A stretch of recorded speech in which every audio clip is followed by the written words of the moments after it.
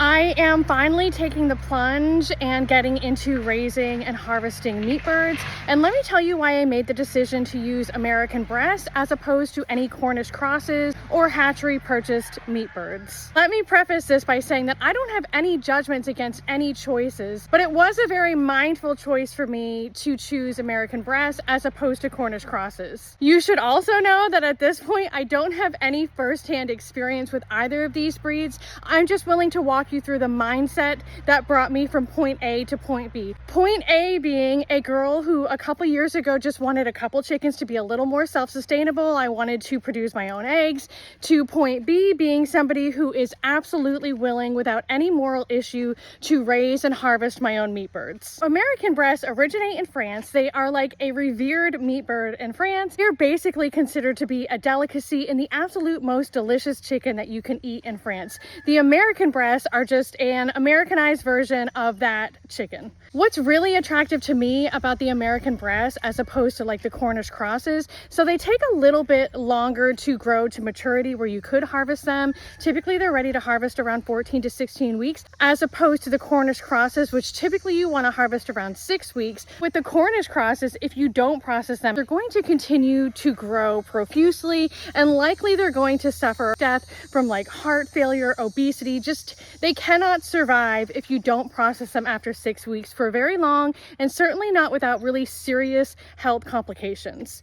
They are not known to live out long, prosperous lives if they're not harvested. They need to be harvested at 6 weeks or around that time. The American Bresse, however, you could either choose to process them around 14 to 16 weeks, but also they will start to lay eggs around 16 weeks as well. And so in the event that I puss out and I can't process my birds, which I'm leaving room for, don't judge me, they could potentially live long, healthy lives, leaving myself a little buffer, you see. Also, the benefit of the American Bresse, in my opinion, is that they do grow to an age to produce eggs. So I could breed them. And that to me offers more sustainability than a bird that you have to harvest before they ever even produce eggs. Therefore, you can't reproduce the birds. There are several American Bresse breeders throughout the country. I'm going to be purchasing my hatching eggs from Whitney Bissonette at Bissonette Acres out in Arkansas. She is lovely. Not only does she do American Bresse, she also is really serious about her I Am Samani program. She does lavender and mottled Brahmas and also Isabel. Are they called Isabel?